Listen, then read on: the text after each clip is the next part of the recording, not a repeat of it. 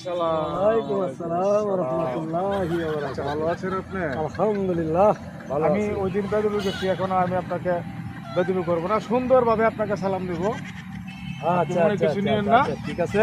আমাকে আল্লাহ যত্ন যেন করবেন। হেদায়েত দান করে, আমি এই দোয়া আমি করি যেন আমার মন সবার থেকে। সাথে সুন্দরভাবে সালাম দিয়ে ব্যবহার করতে পারি।